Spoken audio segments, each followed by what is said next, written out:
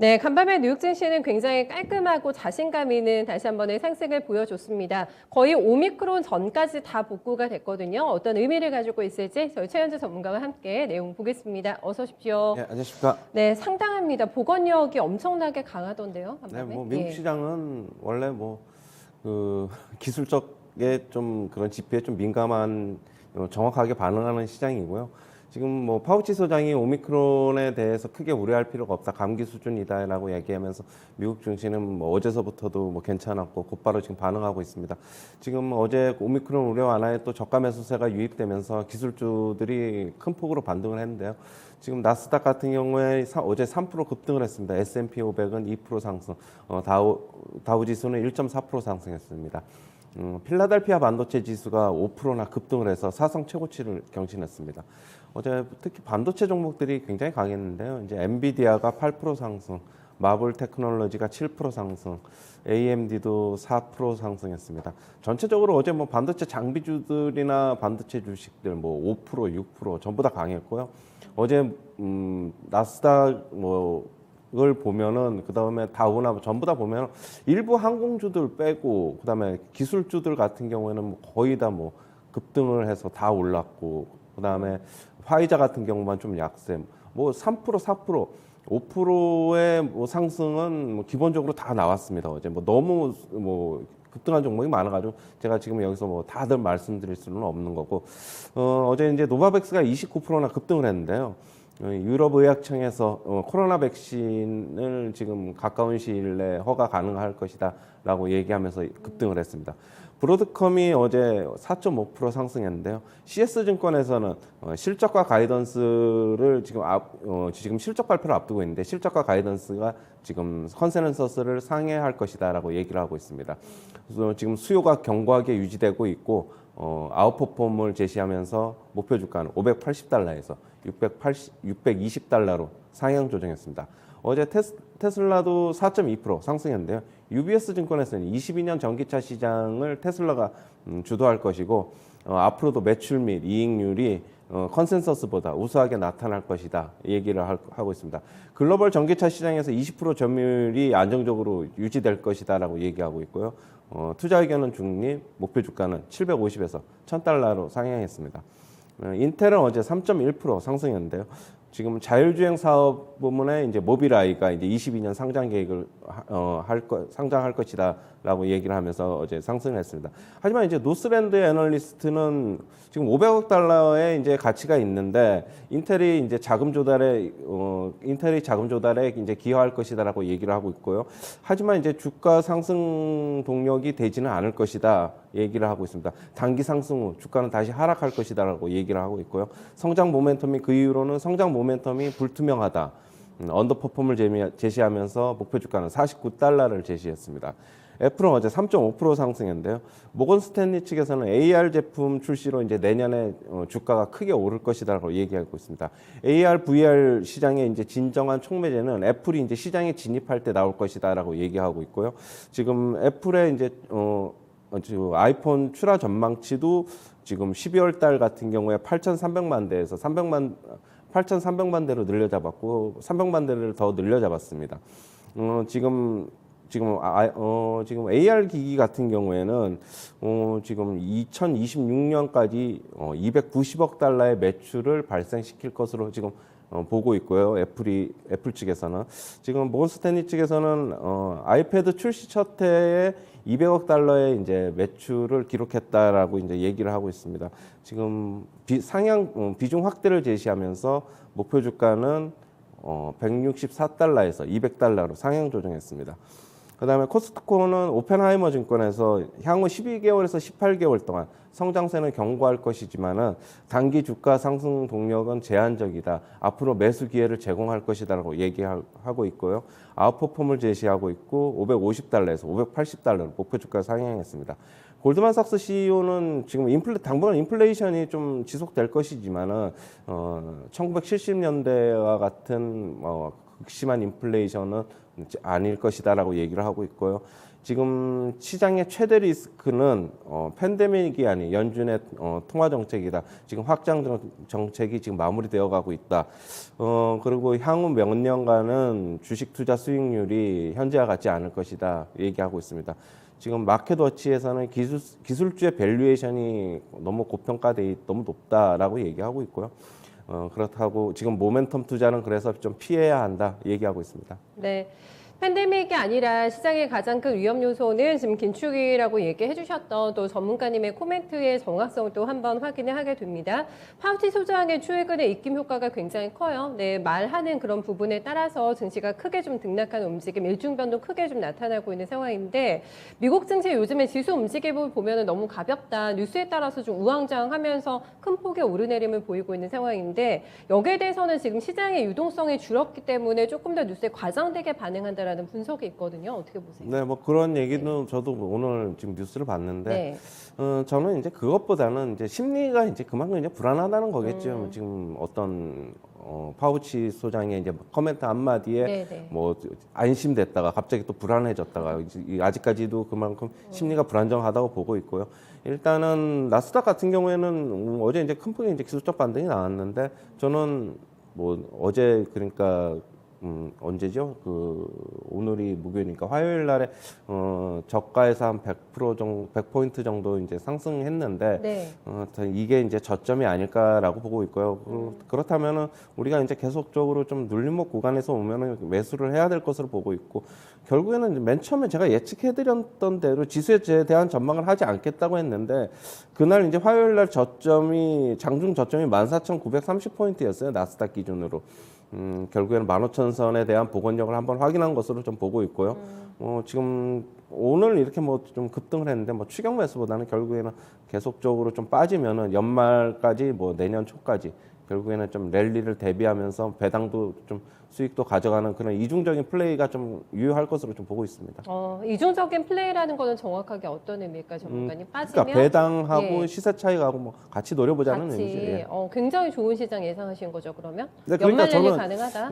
기존에 이제 얘기했던 대로 좀 그런데 조정이 생각보다는 좀 빨리 끝나지 않았나라고 보고 있고요. 그렇죠. 예, 조금 일찍 나왔고 그렇다고 보면은 계속적으로 주식 조금 모멘텀 투자 뭐 마켓워치에서는 피해야 한다는데 뭐 지금 밸류에이션이 과도하다고는 하는데 그렇다고 보면은 주식 안 살 수도 없는 거고 일단은 하락할 때는 어떤 시그널을 주기 마련이니까 계속적으로 주식에 대한 비중은 조금 늘려나가야 될 것으로 보고 있고 배당과 내년 연초까지의 랠리가 저는 이제 마지막이라고 저번에도 얘기했듯이 그때까지는 조금 계속적으로 비중 확대가 유효할 것으로 보고 있습니다. 금리 인상 들어가기 전까지 수익을 좀 낼 수 있는 굉장히 좋은 장 나올 것 같다라고 예상해 주셨습니다.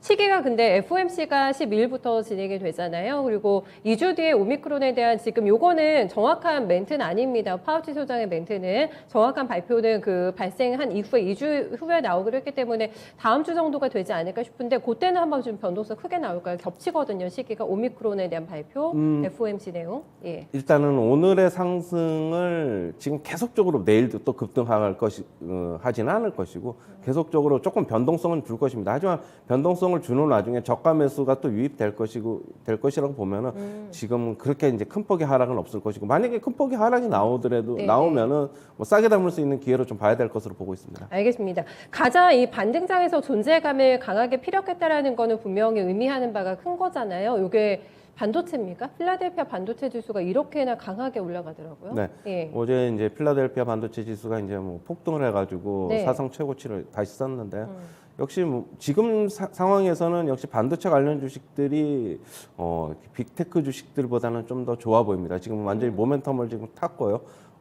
역시 반도체 관련 주식들이 지금 장비주들이나 뭐 지금 GPU 쪽에 AMD나 엔비디아 뭐 이런 쪽이 지금 많기 때문에 미국 쪽에는 다양하지요.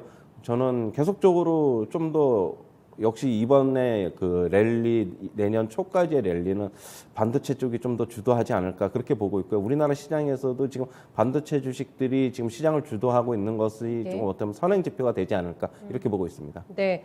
너무 이쪽에 분위기가 좋아가지고 최근에 뭐 ARM 인수 차질 우려 불거졌던 엔비디아 뭐 가상화폐 시장도 안 좋았기 때문에 시장이 많이 흔들렸었는데 엔비디아가 이것도 거의 8%나 상승에 성공을 해가지고 복구됐다고 봐도 괜찮겠습니까? 엔비디아 같은 주식도. 네. 일단은 저는 엔비디아 같은 경우에나 AMD 같은 경우에 지금 제가 이제 매도 사인 내드리고 나서 네네. 한 15% 정도 가까이 하락을 했는데 저는 아직 뭐 그게 지금 다이렉트로 지금 V자 반등은 아닐 거지만 계속적으로 점진적으로 뭐 조정이 나오면 계속적으로 매수가 들어올 것이고 네네. 엔비디아도 조만간에 뭐 연말이나 이 정도까지는 다시 한번 초고점 다시 한번 쓸 것으로 좀 보고 있고요.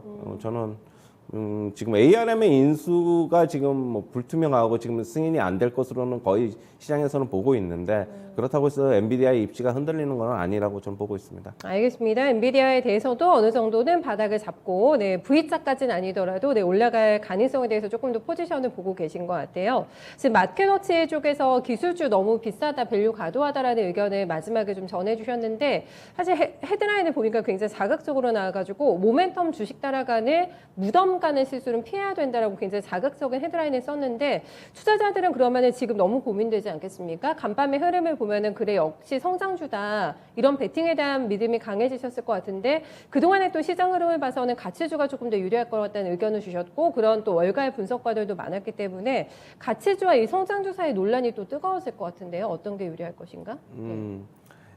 지금 현재는 네. 모멘텀 투자를 피해야 된다는 마켓워치의 논리에는 뭐 저는 장기적인 관점에서는 동의하는데 네. 그렇다고 너무 지금 저점에서 헤매고 있는 주식을 사게 되면은 그게 수익을 낼 때까지는 시간이 좀 걸릴 것으로 저는 보고 있어가지고 저는 지금 아직도 기술주는 조금 더 상승할 여력이 있다고 보면은 이쪽으로 좀 모멘텀 투자는 가능하다고 보고 있고요. 물론 지나치게 뭐 여기서 뭐 모멘텀 투자는 저도 좀 피해야 된다고 보고 있고 오늘 이제 뭐 지금 기술주 같은 경우에 급등이 나오고 뭐 항공주 같은 경우에서 조금 하락을 하고 그랬는데 그 약보합으로 이제 하락을 했는데 그래서 저는 항상 말씀드리는 게 있는데 시장에서 찾아가는 게 결국에는 맨날 제가 말씀드리는 게 키 맞추기다 이제 얘기를 했는데 한쪽에서 과도하게 오른쪽은 만약에 다른 쪽에서 올라 버리면은 그 주식은 좀 못 가고 항상 저는 그걸 이제 되풀이한다는 그런 입장이기 때문에 네. 뭐 지금